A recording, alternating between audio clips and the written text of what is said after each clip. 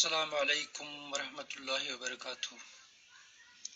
आज के इस वीडियो में हम class 9 subject math exercise 6.2 question number 8 करने जा रहे हैं। क्वेश्चन है show that the angles of an equilateral triangle are 60 degree each. हमें एक इक्विलेटरल ट्रायंगल दिया गया है। तो इक्विलेटरल ट्रायंगल एबीसी है। एबीसी जिसमें तीनों साइड्स बराबर हैं। इक्विलेटरल ट्रायंगल के तीनों साइड्स बराबर होते हैं। तो इस तरह से ए बी साइड जो है वो बी सी साइड के बराबर है और बी सी साइड जो है वो ए सी साइड के बराबर है, यानी ये तीनों साइड जो है ये एक दूसरे के बराबर है। Of an equilateral triangle are 60 degree each. हमें ये दिखाना है कि इसका हर जाविया जो है, हर एंगल जो है वो 60 डिग्री है। तो हम सॉल्यूशन करेंगे। तो हमारे पास जो गिवन है वो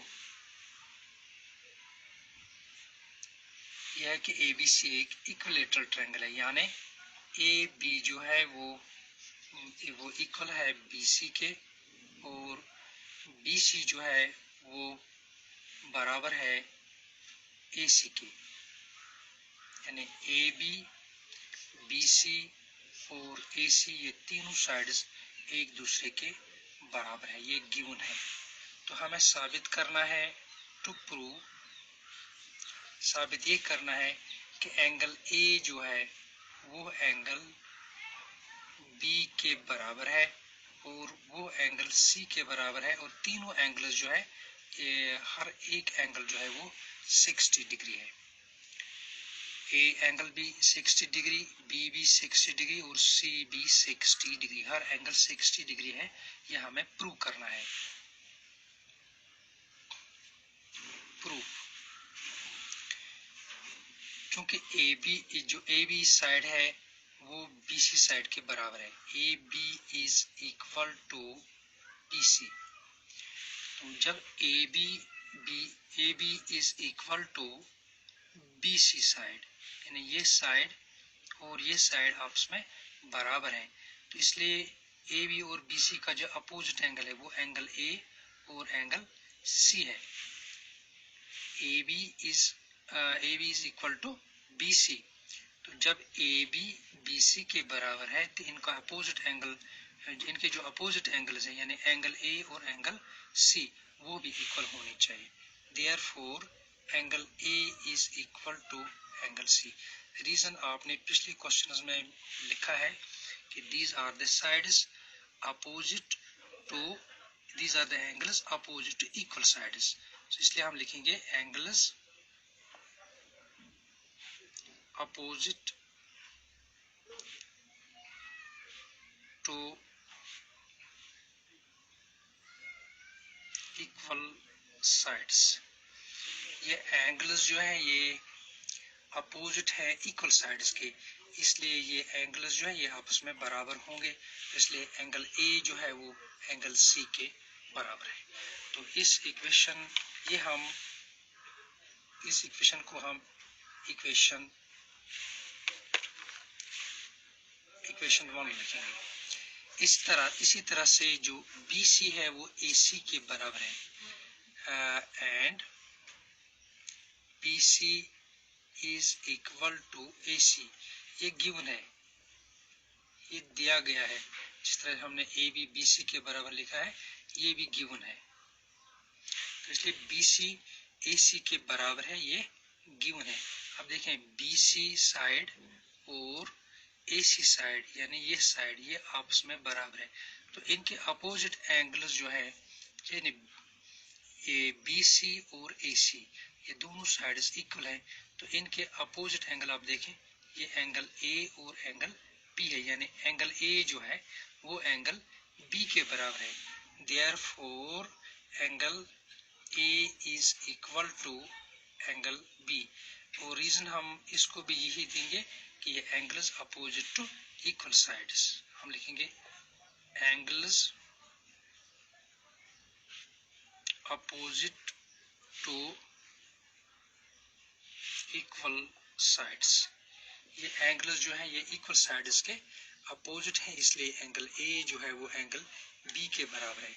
तो इसको हम सेकंड इक्वेशन, सेकंड नाम रखेंगे, सेकंड इक्वेशन रखेंगे। तो from first and second, from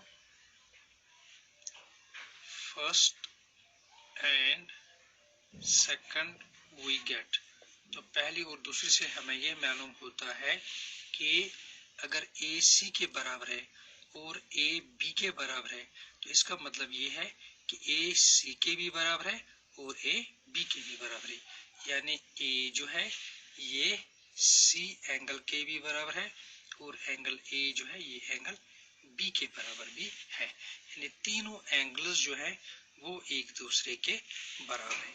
इस इक्वेशन को हम इक्वेशन थर्ड नाम रखेंगे। नाउ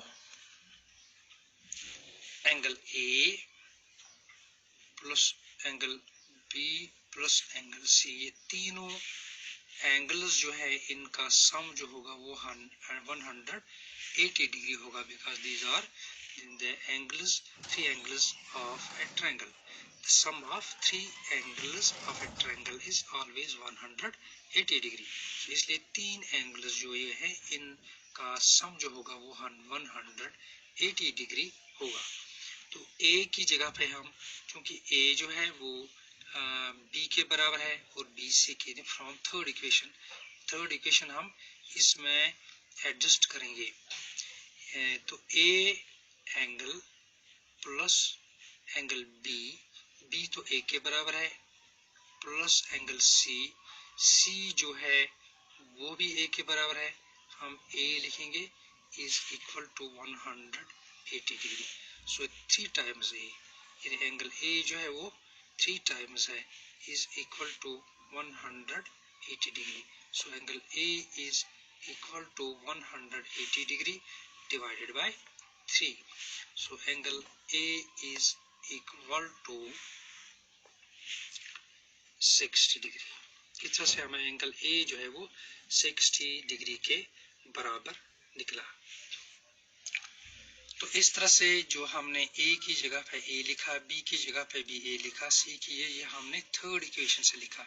हम लिखेंगे फ्रॉम इक्वेशन थर्ड।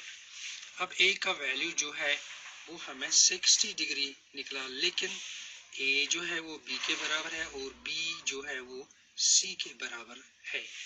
देयरफॉर हम लिखेंगे फ्रॉम थर्ड कि angle A is equal to angle B that is equal to angle C. ये हम फ्रॉम इक्वेशन थर्ड से, फ्रॉम इक्वेशन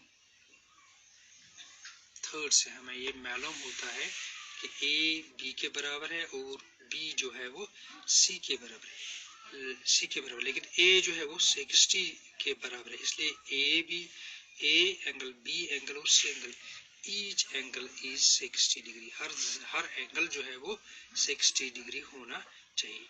तो हमें क्वेश्चन में भी दिया गया है, क्वेश्चन में लिखा था show that angles of an equilateral triangle, कि एक इक्विलेटरल ट्रायंगल जो होगा जिसके तीनों साइड्स बराबर हों और 60 डिग्री ईच, हर एंगल जो है वो 60 डिग्री होना चाहिए।